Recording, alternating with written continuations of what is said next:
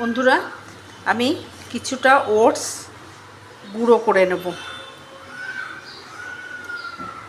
ওটসটা গুঁড়ো করে একটা বাটির মধ্যে ঢেলে নিলাম। এরকমভাবে গুঁড়ো করে নিতে হবে।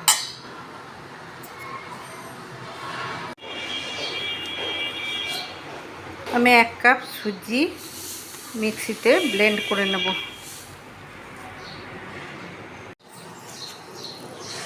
এর মধ্যে সুজিটাও দিয়ে দিলাম, দিয়ে সুজি আর ওটস একসঙ্গে মিশিয়ে নেব।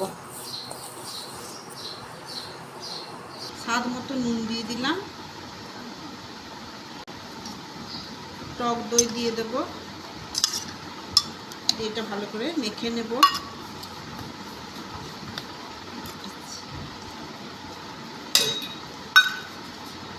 দিয়ে আমি এর মধ্যে জল দিয়ে ভালো করে এটা একটা ব্যাটার তৈরি করে নেব।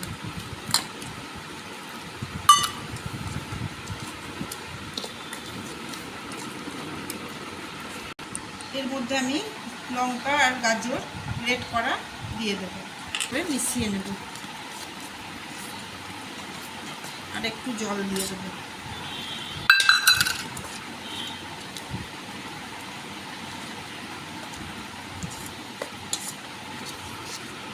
এটা একটু ঢেকে ভিজতে দেব। আর ব্যাটারটা রেডি হয়ে গেছে।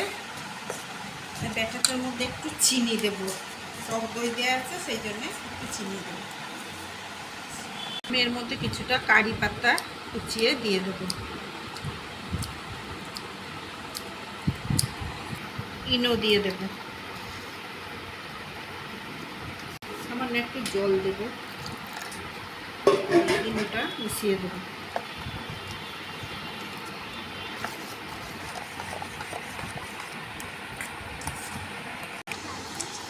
এখানে আমি আপাম প্যান নিয়ে নিয়েছি, ওই প্যানের ইয়েগুলোর মধ্যে ঘি দিয়ে দেবো, দিয়ে ঘি বুলিয়ে নেব সব।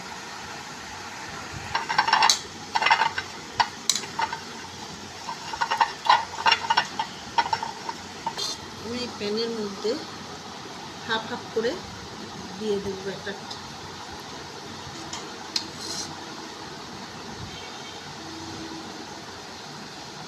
আমি গ্যাসের মধ্যে একটা লোহার তাওয়া বসিয়ে দিয়েছি, এটা গরম হয়ে গেছে। আমি এরপর এটা বসিয়ে দেব,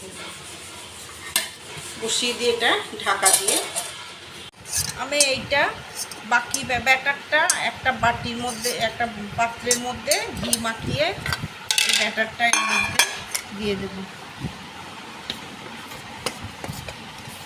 এটা কড়ার মধ্যে জল দিয়েছি, একটা স্ট্যান্ড দিয়ে এটা বসিয়ে দেব, দিয়ে এটা জলের ভাপে হতে দেবো একটা ঢাকা দিয়ে। আমার এইটা রেডি হয়ে গেছে, এটা নরম নেই, রেডি হয়ে গেছে। এটা আমি এরপর নামিয়ে নেব।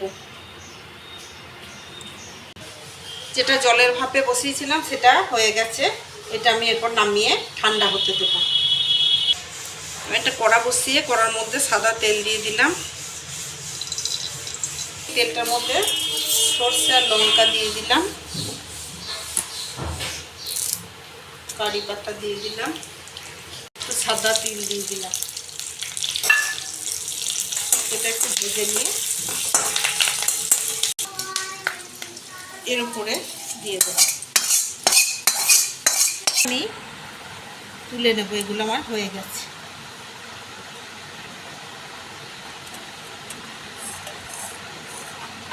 নরম কি সুন্দর হয়েছে। এই রকমভাবে আপনারা জলখাবারে বানাবেন, খেতেও ভালো লাগে আর এটা তেল মশলা ছাড়া হেলদি খাবার একটা। বন্ধুরা, আমার ওটসের নর্মাল ব্রেকফাস্ট রেডি হয়ে গেছে। আমি জলের ভাপেরটা এরপর পিস করে নেব।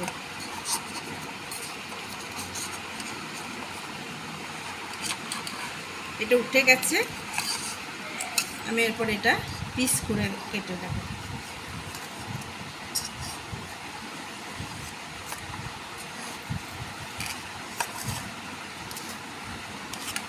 বন্ধুরা, একই রকম ব্যাটার মেখে দু রকম রেসিপি বানালাম।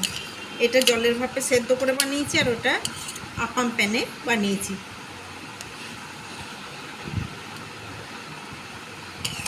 খুব সুন্দর নরম হয়েছে। এইভাবে আপনারা বানাবেন টিফিন।